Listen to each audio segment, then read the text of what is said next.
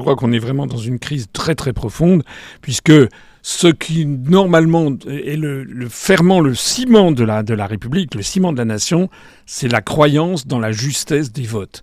Maintenant, si même les Français ne croient plus dans le résultat des élections, c'est la porte ouverte vraiment à l'anarchie, à la guerre civile. C'est ça qui est terrible. Oui. Et donc, je crains que la France ne suive ce qui s'est passé aux États-Unis. On voit bien que c'est un cancer, l'affaire de 2020, l'élection présidentielle aux États-Unis. Ils n'en sont pas sortis.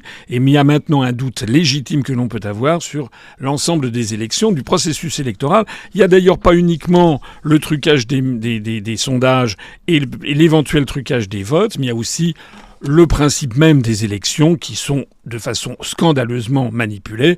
Je l'ai déjà expliqué 50 fois, où vous avez des candidats présélectionnés qui ont droit à tout et les autres n'ont droit à rien. C'est une espèce de cooptation et on essaie de faire voter par les Français, de faire valider par les Français comme si c'était eux qui avaient décidé, qui avaient fait ce choix.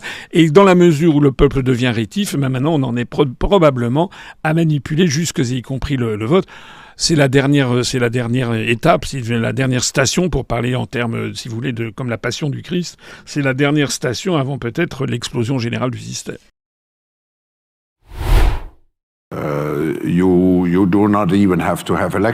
Vous n'avez même plus besoin d'avoir des élections, car vous pouvez déjà prédire ce qui sera, et après on peut dire, pourquoi avons-nous besoin d'élections ? Parce que nous savons quel sera le résultat.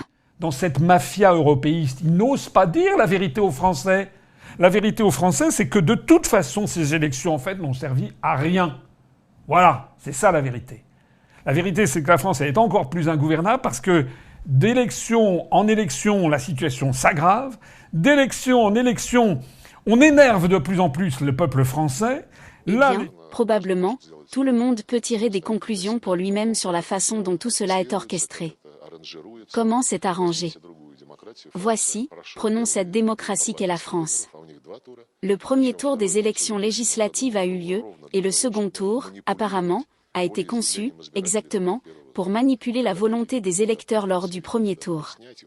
Quand des candidats peuvent retirer leur candidature, car persuadés de pouvoir faire élire des conservateurs ou des populistes, cela ne ressemble pas beaucoup à la démocratie, parce que la volonté directe doit refléter l'opinion publique.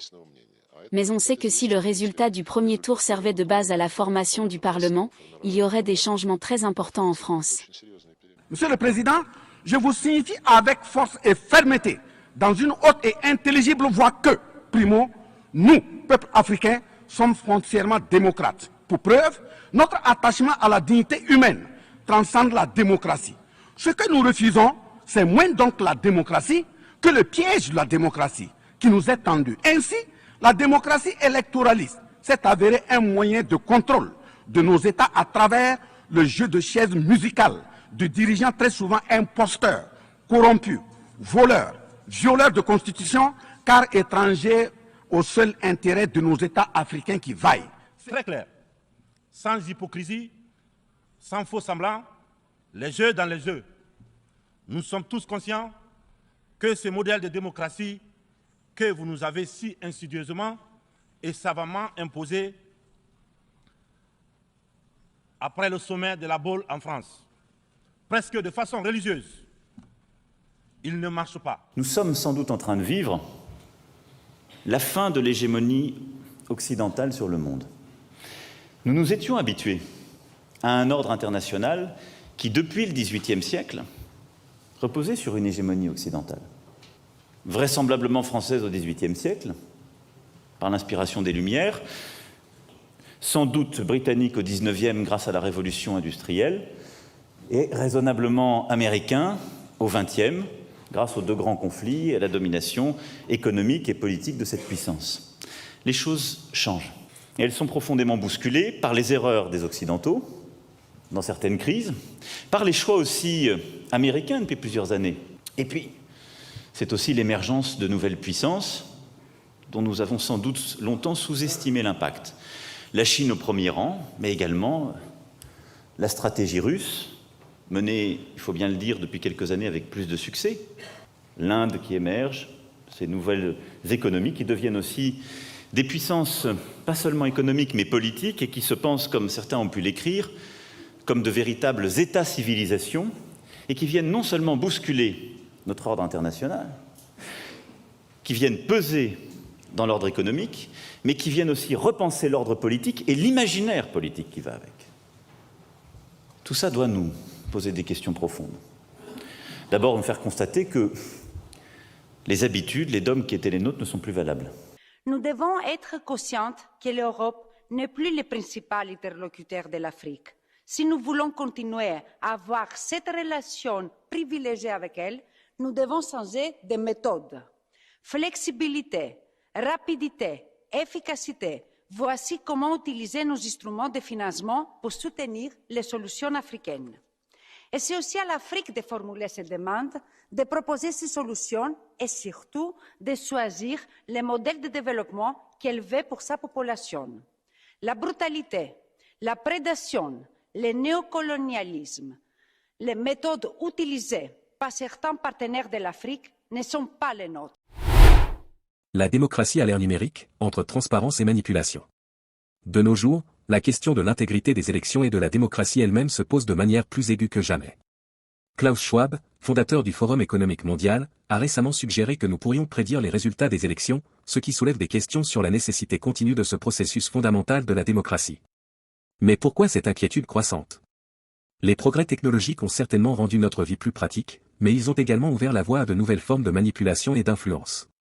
Des médias sociaux aux algorithmes de recherche, en passant par le vote électronique, chaque aspect de notre vie démocratique est de plus en plus connecté et vulnérable à la manipulation. Des accusations de désinformation à grande échelle aux campagnes de désinformation ciblées, la question de savoir si nos élections sont véritablement libres et équitables est devenue centrale. Prenons le vote électronique, par exemple. Alors que cela peut sembler offrir une solution moderne et efficace pour le dépouillement des votes, cela ne soulève-t-il pas des questions sur la sécurité et l'intégrité du processus? Des incidents de piratage informatique aux préoccupations concernant la traçabilité des votes, le vote électronique peut potentiellement ouvrir la porte à des manipulations plus subtiles mais tout aussi préoccupantes que celles des urnes en papier.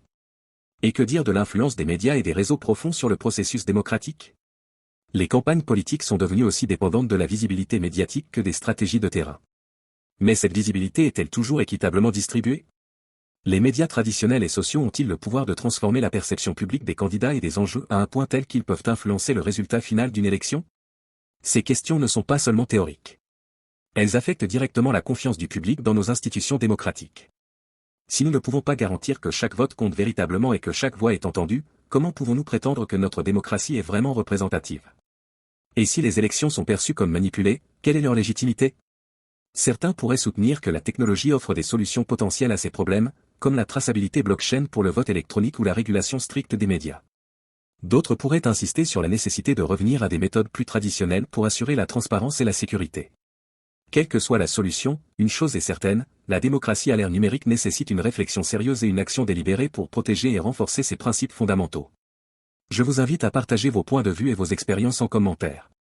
Que pensez-vous de l'état actuel de notre démocratie et des défis posés par la technologie moderne? Comment pouvons-nous garantir que nos élections restent libres et équitables à l'ère numérique? Merci pour votre contribution au débat. Au final, celui qui continue d'attendre des solutions miracles du gouvernement ne peut qu'être déçu. Aucun gouvernement ni parti politique, quelles que soient les promesses, n'apportera la solution à nos problèmes. Agissons nous-mêmes, sans attendre de l'aide de l'État. Notre secours vient de Dieu seul, en tout cas, pour ceux qui croient en lui. Portez-vous bien et à bientôt.